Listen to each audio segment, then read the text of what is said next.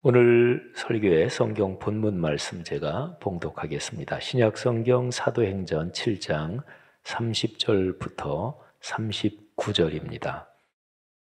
거룩하신 하나님의 말씀입니다. 40년이 참에 천사가 시내산 광야 가시나무 떨기 불꽃 가운데서 그에게 보이거늘 모세가 그 광경을 보고 놀랍게 여겨 알아보려고 가까이 가니 주의 소리가 있어 나는 네 조상의 하나님 즉 아브라함과 이삭과 야곱의 하나님이라 하신대 모세가 무서워 감히 바라보지 못하더라. 주께서 이르시되 내 발에 신을 벗으라. 네가 서 있는 곳은 거룩한 땅이니라. 내 백성이 애굽에서 괴로움 받음을 내가 확실히 보고 그 탄식하는 소리를 듣고 그들을 구원하려고 내려왔노니 이제 내가 너를 애굽으로 보내리라 하시니라. 그들의 말이 누가 너를 관리와 재판장으로 세웠느냐 하며 거절하던 그 모세를 하나님은 가시나무 떨기 가운데서 보이던 천사의 손으로 관리와 속량하는 자로서 보내셨으니 이 사람이 백성을 인도하여 나오게 하고 애굽과 홍해와 광야에서 40년간 기사와 표적을 행하였느니라. 이스라엘 자손에 대하여 하나님이 너희 형제 가운데서 나와 같은 선지자를 세우리라 하던 자가 곧 이 모세라. 시내산에서 말하던 그 천사와 우리 조상들과 함께 광야 교회에 있었고 또 살아있는 말씀을 받아 우리에게 주던 자가 이 사람이라. 우리 조상들이 모세에게 복종하지 아니하고자 하여 거절하며 그 마음이 도리어 애굽으로 향하여. 아멘. 지난 주일 10월 31일은 종교개혁 504주년 기념주일이면서 정확하게 종교개혁이 일어난 날이기도 합니다. 1517년 이날 독일 비텐베르크 대학의 교수이면서 수도자인 마르틴 루터가 비텐베르크 성교회 정문에 95개 조항의 면죄부 반박문을 내걸었습니다. 성교회 할 때 거룩할 성 그게 아니고 성체할 때 그 성입니다. 그 성교회 정문에 95개 조항의 반박문을 내걸었습니다. 이 일을 기점으로 기독교 2000년 역사에서 가장 중요한 두세 가지 사건 중 하나인 종교개혁이 시작됐습니다. 역사의 큰 사건은요, 그 일이 발생하기까지 오래 전부터 그 사건을 위한 힘이 쌓이고 있었던 경우가 대부분입니다. 본물이 터지는 것과 같은 이치입니다. 우리 한강도 보면 여름에 홍수 때 제일 꼭대기까지 차고 더 차면 범람하는 거죠. 근데 범람하기 어느 정도 전, 어느 정도 수위부터 위험 수위 이래서 그 수위까지 올라오면 홍수 통제 당국 또 시민들도 긴장하지요. 그러니까 물이 많아지면서 위험 수위를 넘어서면 물의 압력이 계속 높아집니다. 그렇게 힘이 쌓이다가 어느 순간에 보가 터집니다. 사람 사는 일에 삼위일체 하나님께서 개입하십니다. 하나님께서 사람을 만드실 때 사람에게 자유의지를 주셨습니다. 사람은 인격적인 존재이고 또 자기 양심과 판단에 따라 스스로 결정할 수 있는 권리를 갖고 있습니다.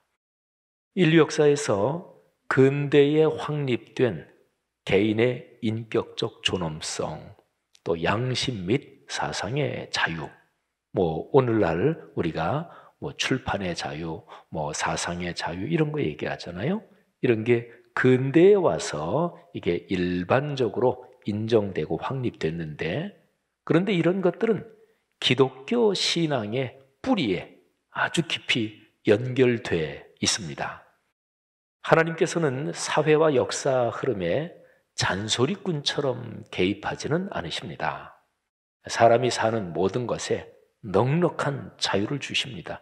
자유의지를 이미 주셨으니까요. 그래서 어떤 때는 그 자유가 너무나 많아서 하나님이 계신 것 그게 맞나 하고 의심할 정도이기도 합니다. 성경에 나오는 인물 중에서 하박국 선지자 같은 경우가 대표적으로 하나님께 항의를 했지요.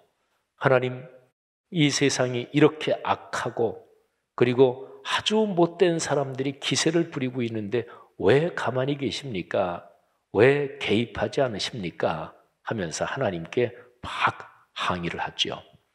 어느 시대나 진실하게 사는 그리스도인들이 가지는 고민이기도 합니다. 아무튼 하나님은 사람을 만드실 때 자유의지를 가진 그런 인격적 존재로 창조하셨습니다. 하나님은 역사 흐름에 큰 궤도와 틀을 이끌어 가십니다. 그를 가리켜서 섭리라고 그럽니다.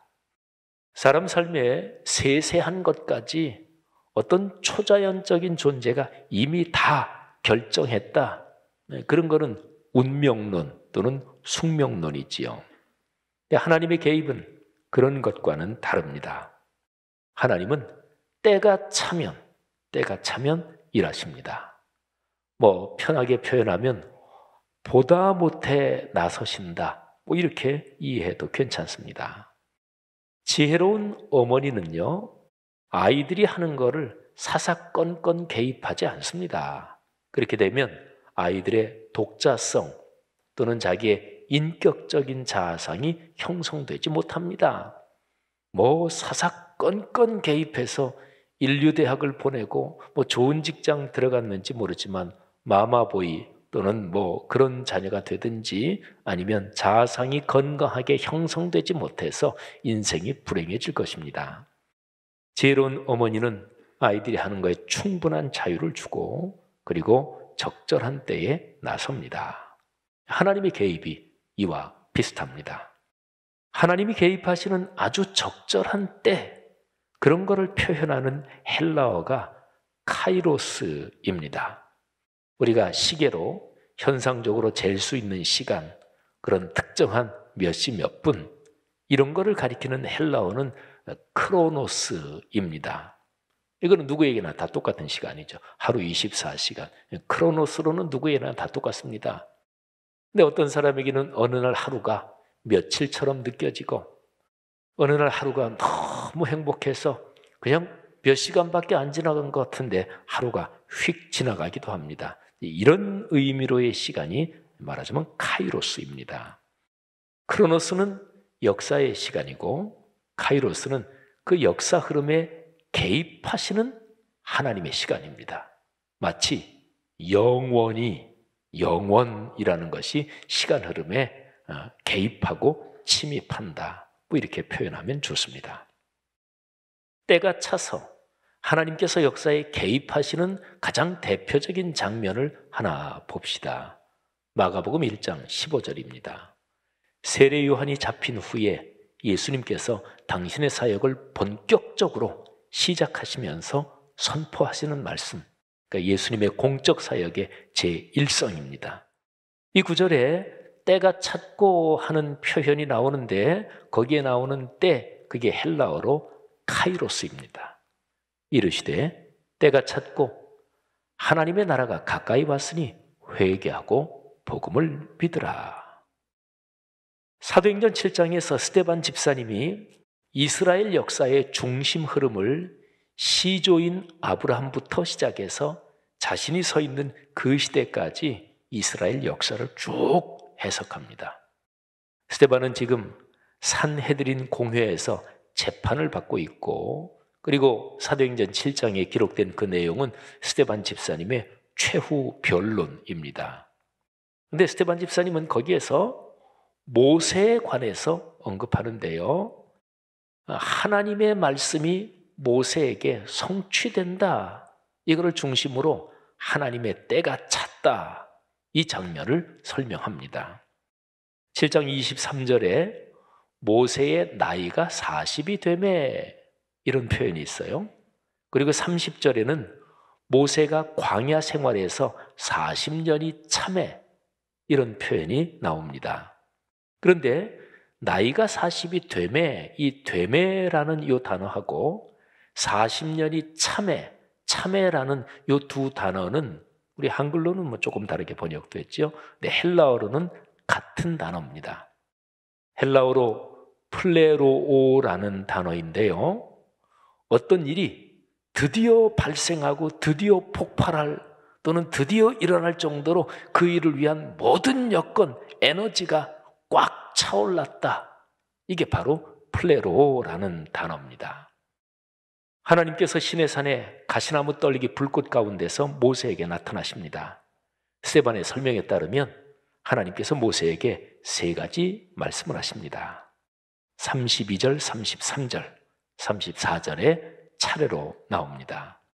자, 하나님은 먼저 첫 번째로 당신 자신이 누구신가를 말씀하시는데요. 그게 이제 32절이에요. 나는 내 조상의 하나님, 즉 아브라함과 이삭과 야곱의 하나님이라. 두 번째 말씀, 내 발에 신을 벗어라. 내가 서 있는 곳은 거룩한 땅이니라. 그리고 세 번째 말씀은 내 백성이 애굽에서 괴로움 받음을 내가 확실히 보고 그 탄식하는 소리를 듣고 그들을 구원하려고 내려왔노니 이제 내가 너를 애굽으로 보내리라. 자, 세 가지 말씀. 제일 첫 번째 32절은 당신 자신을 말씀해 주시는 거예요. 내가 이런 존재다. 어떻게 말씀하시나요? 아브라함과 이삭과 야곱의 하나님이다. 근데 이 표현의 뜻이 중요합니다. 하나님께서 아브라함에게 말씀을 주셨어요. 그리고 그 아들 이삭, 그 손주 야곱, 또 야곱의 12아들 계속 내려가는 그 후손의 모든 과정은 하나님께서 아브라함에게 주신 말씀의 약속이 성취되는 과정입니다. 그러니까 하나님이 내가 아브라함을 말씀으로 불렀고 그 말씀이 그 후대에 계속되면서 작동되고 성취된다. 이 뜻을 표현하는 말이 아브라함과 이삭과 야곱의 하나님, 저 유명한 표현입니다. 하나님은 언제나 말씀으로 우리를 찾아오시고 그리고 말씀으로 우리에게 복을 주십니다. 그러니까 하나님은, 성경에서 말씀하는 하나님은 근본적으로 말씀하시는 분이에요. 하나님의 말씀은 세 가지 방식으로 우리에게 다가옵니다. 성자 하나님이 사람 몸을 입은 성육하신 말씀, 첫 번째고, 두 번째는 66권 성경으로 기록된 말씀, 그리고 세 번째는 공예배의 설교를 통해서 선포되는 말씀입니다. 성육하신 말씀, 기록된 말씀, 그리고 선포되는 말씀이지요. 자, 하나님께서 당신을 그렇게 소개하시고 난 다음에 이어서 지금 모세가 어디에 있는지를 가르쳐 주십니다. 모세가 서 있는 곳은 거룩한 땅입니다. 여러분 혹시 외국에 여행하실 때 어떤 종교의 중요한 장소 들어갈 때 옷차림이나 신발에 관한 규정 같은 게 있는 거 혹시 경험하신 분이 계실 거예요. 반바지나 짧은 치마처럼 하체가 드러나는 옷을 입고는 들어가지 못하는 장소가 있죠. 그런 데 가면 긴 천을 하나 줍니다. 천으로 이렇게 두르고 그리고 들어가지요. 또 신발을 벗고 들어가기도 하고요. 가장 중요한 곳, 그걸 가리켜서 거룩한 곳이라고 합니다. 성경적으로 어디가 거룩한 곳이냐? 하나님이 계신 곳입니다. 모세가 시내산 가시나무 떨기 불꽃을 보고 이게 무슨 일인가 하고 가까이 가는데 그곳이 아주 특별한 그런 지점이었을까요? 그건 아닙니다. 거기에 하나님께서 나타나셨기 때문에, 거기서 하나님을 만났기 때문에 특별한 곳이지요. 여러분이 살아오시면서 한번 그런 경험들 떠올려 보세요. 연애하던 시절에 내가 지금의 집사람 또는 남편을 어디서 만났고 거기서 프로포즈를 받았고, 그러면 그곳은 그 내외에게는 특별한 곳이 되죠. 여러분의 첫 아이가 태어난 곳이 어디입니까? 그러니까 다 그런 거예요. 그러니까 하나님이 나타나시고 하나님을 만났기 때문에 특별한 장소가 되는 거지, 그 지점 자체에 무슨 거룩함이 들어있는 것은 아니라는 거죠. 모세는 시내산에서 하나님을 만납니다. 바로 그것이 거룩한 땅입니다. 하나님이 모세에게 내 발에서 신을 벗어라. 신을 벗는다는 것은 하나님을 예배하고 그분에게 순종한다는 표시입니다. 자, 하나님이 하신 세 번째 말씀 34절입니다. 하나님께서 모세를 파송하십니다. 근데 34절 말씀 잘 보시면 여기에 모세를 파송하시기 전에 하나님은 오래전부터 때가 차기를 기다리고 계셨습니다. 거기에 모세를 파송하는 것까지 포함해서 네 가지 단계가 나옵니다. 첫째, 하나님은 이스라엘의 고난을 이미 주목하고 보고 계셨습니다. 두 번째로 그들의 탄식 소리를 듣고 계셨습니다. 세 번째로 그들을 구원하려고 내려오셨습니다. 바로 시내산에서. 그리고 지금 모세를 만나서 모세를 파송하시지요. 34절의 이 내용에서 특히 마지막 단계를 설명하는, 그러니까 모세를 파송하시는 그 내용에 아주 중요한 표현이 있습니다. 하나님이 이렇게 말씀하시죠. 이제 내가 너를 애굽으로 보내리라. 자, 그런데 한글 성경에 이렇게 번역된 이 문장에는 헬라어의 부사 하나가 충분히 번역되지 못했습니다. 그 헬라어 부사를 좀 충분히 번역하면 적어도 이 문장 앞에다가 자, 이제 내가 너를 애굽으로 보낸다. 요 자 하고 이제 어떤 일을 할 때 강조하고 뭐 그러는 말이잖아요. 적어도 그거 하나는 넣어야 됩니다. 헬라어 원문으로 보면 도이로라고 하는 부사가 있는데 이 단어는 강조하는 말이에요. 어떤 중요한 일을 시작하고 그 드디어 시작하면서 아주 굉장히 강조할 때 그런 얘기 하잖아요. 자, 이제 시작이야. 자, 이제 한번 해볼까? 드디어 때가 왔어. 뭐 이런 표현입니다. 그래서 도이로라고 하는 그 단어를 한번 제가 몇 가지로 표현해 보면 이런 거예요. 하나님이 모세한테 자, 이제부터다. 내가 이제 너를 애굽으로 보낸다. 또는 드디어 지금부터다. 뭐 또는 이렇게도 표현할 수 있을 거예요. 와우, 자, 시작하자. 이런 뜻입니다. 그러니까요, 모세가 하나님의 시간 카이로스에 얼마나 중요한 한 가운데 서 있는지 우리가 이 구절을 가만히 묵상하면서 알 수 있는 거죠. 사실은 모세는 태어날 때부터 하나님의 시간 카이로스에 태어났습니다. 사도행전 7장 20절에 모세가 태어난 장면을 이렇게 기록하고 있어요. 그때에 모세가 낳는데 하나님 보시기에 아름다운지라. 그런데 이 구절에서 그때 이 헬라어가 바로 카이로스입니다. 하나님께서 모세가 이 세상에 나는 것을 섭리하셨고 모세를 당신의 사람으로 들어 쓰시는 거죠. 이 모세를 하나님께서 애굽으로 파송하십니다. 35절을 보면 모세가 나이 40살이 됐을 때, 그러니까 애굽 궁중에서 사실은 왕자의 하나로 자라잖아요. 그리고 40이 됐을 때 민족을 위해서 나서 보려고 했습니다. 하지만 이스라엘 사람들이 거부했습니다. 이렇게 말하면서 거부하죠. 누가 너를 우리 이스라엘 민족의 관리나 재판장으로 세웠느냐? 그러면서 모세를 거부합니다. 그런데 그렇게 거부했던 바로 그 사람, 그 모세를 하나님께서 보내시는 거예요. 35절부터 38절까지, 그러니까 4절이죠. 35, 36, 37, 38. 여기 4절에 매 절마다 이런 표현이 나와요. 그 모세, 이 모세, 바로 이 사람. 이런 표현이 절마다 계속 나옵니다. 그러니까 이게 무슨 뉘앙스를 가졌을까요?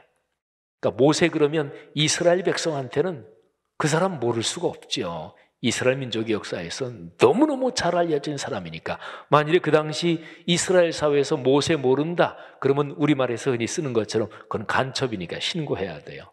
모세는 다 알아요. 그 잘 알려진 모세, 그 사람이 바로 이런 사람이다. 이렇게 스데반 집사님이 거기에서 말을 하는 거죠. 한 절씩 간단하게 볼까요? 35절.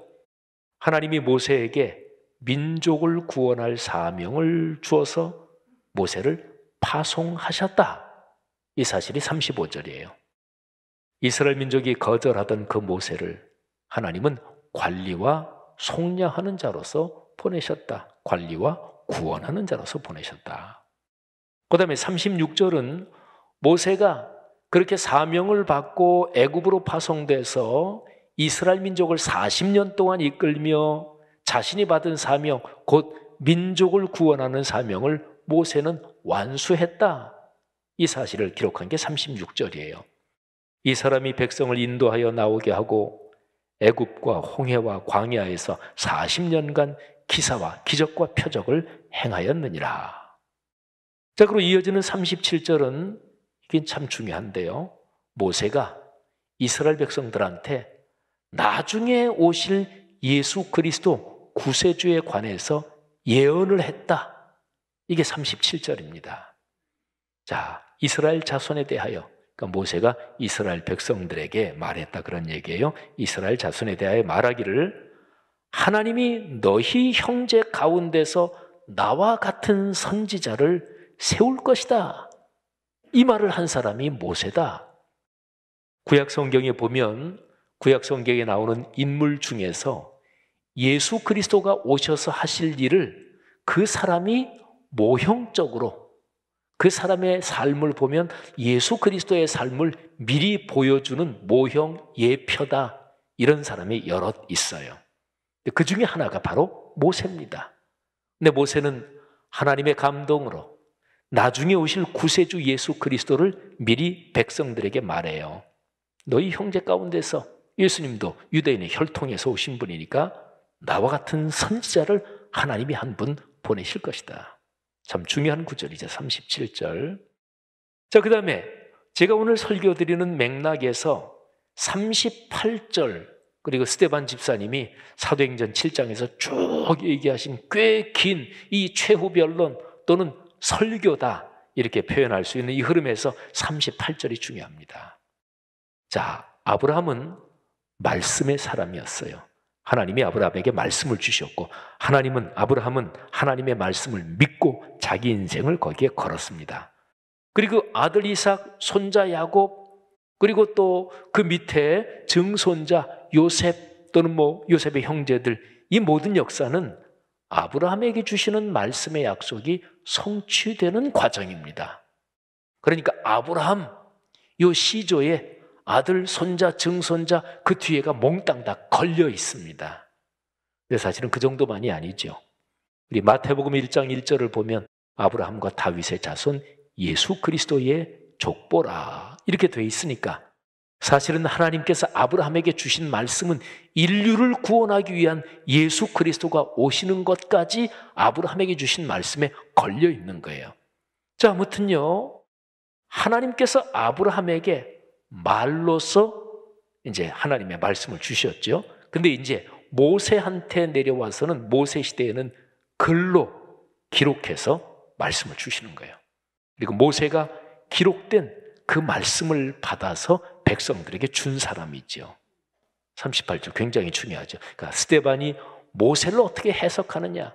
시조 아브라함부터 쭉 내려오는 흐름에서 드디어 모세 때 이 사람이 어떤 사람이냐, 거기에 대한 아주 중요한 해석인데 기록된 말씀을 받아서 준 사람이다.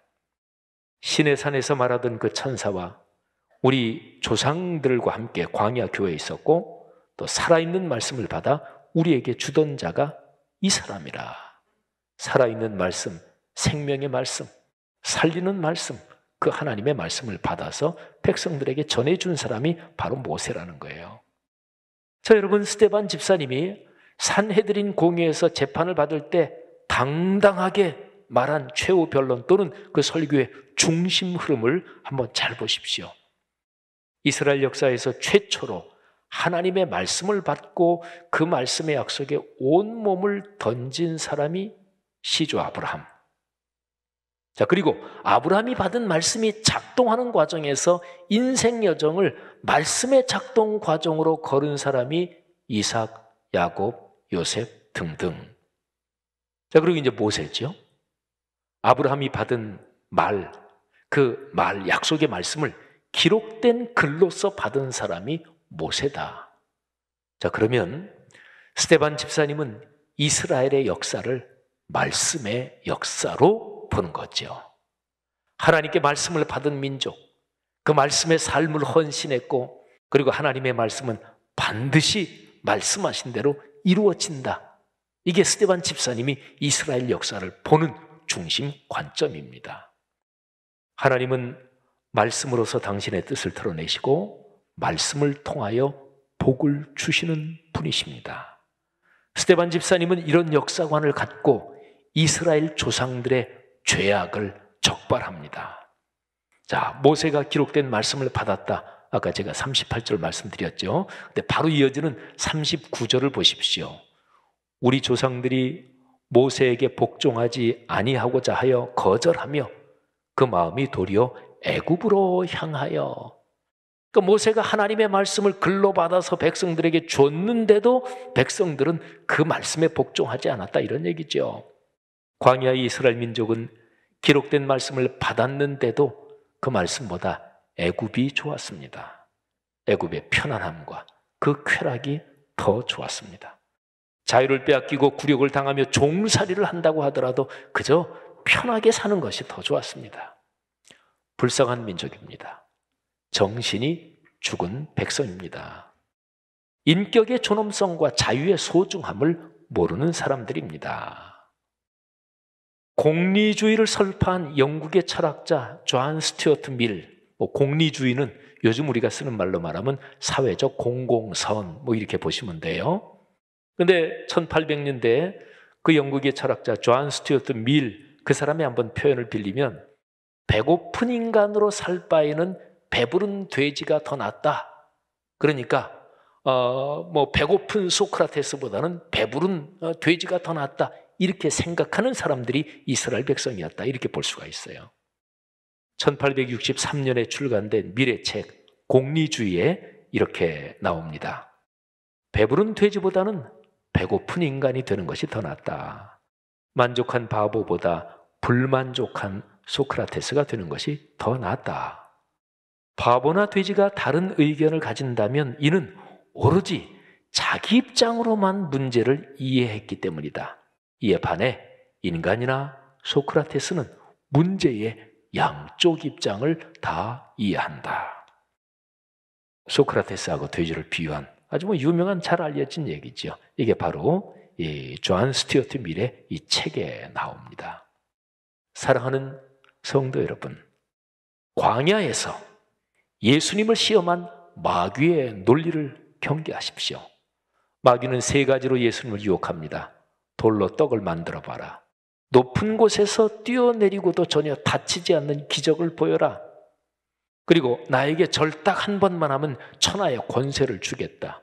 그러니까 재물, 명예, 그리고 권력, 이 세 가지에 대한 유혹인데 마귀의 시험이 그거예요.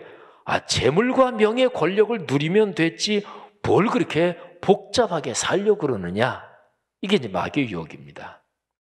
그런데 신체의 죽음으로 모든 것이 끝이라면 마귀의 얘기가 맞습니다. 그러나 죽음 후에는 영원한 삶이 있습니다. 하나님이 계시지 않다면 마귀의 얘기가 맞습니다. 그러나 창조와 구원의 주님께서 살아계십니다. 하나님께서 인류에게 말씀을 주셨고 진리의 말씀을 주셨고 이 말씀에 따라서 인생 여정 다 걸은 다음에 하나님께서 그 사람의 삶을 평가하고 판단하고 그리고 우리는 거기에서 결산을 해야 할 것입니다. 우리 주님께서는 세 가지 마귀의 유혹을 모두 말씀으로, 기록된 말씀으로 물리치셨습니다.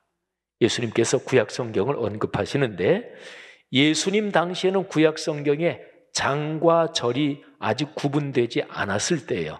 만일에 장과 절이 구분되어 있었더라면 예수님께서 신명기 8장 3절에 기록되기를 이렇게 말씀하셨을 거예요. 어쨌든 예수님께서 기록된 말씀으로 마귀의 시험을 물리치시는데 그중 가장 대표적인 언급이 마태복음 4장 4절에 있습니다. 조금 전에 말씀드린 대로 신명기 8장 3절을 인용하신 말씀입니다. 예수께서 대답하여 이르시되 기록되었으되 사람이 떡으로만 살 것이 아니요 하나님의 입으로부터 나오는 모든 말씀으로 살 것이라 하였느니라. 아멘. 성도 여러분, 말씀의 양식을 먹어야 그리스도인답게 그리고 창조의 아름다움을 가진 사람답게 살 수 있습니다. 이거는 신앙을 떠나서도 그렇잖아요. 그냥 기독교 신앙 이런 걸 생각하지 말고 어떻게 해야 사람답게 사나요? 그냥 돈 많고 그냥 즐거움 누릴 거 다 누리고 명예 권력 높으면 그게 사람다움인가요? 아니지요. 생각해야 사람이지요. 어려운 다른 사람 좀 도와야 사람이지요. 정신의 가치를 모르는 게 어떻게 사람답다고 할 수 있겠어요? 이게 기독교 신앙으로 본다면 하나님의 거룩한 말씀에 인류가 구원받고 그리고 아름답고 풍요롭게 서로 더불어 살 수 있는 가치관, 인생관이 이 하나님의 말씀에 담겨 있으니 말씀이 있어야 그리스도인답게 그리고 아름답게 살 수 있다는 거지요. 성도 여러분, 말씀으로 삽시다. 공예배에서 선포되는 설교의 말씀이 여러분에게 축복이라는 것을 꼭 기억하시길 바랍니다. 여러분이 개인적으로 성경 말씀을 읽고 묵상하는 것이 복입니다. 나에게 다가온 약속의 말씀을 붙잡고 이번 한 주간에도 주님과 동행하시는 그런 복된 시간들 되시기를 주의 이름으로 축원합니다.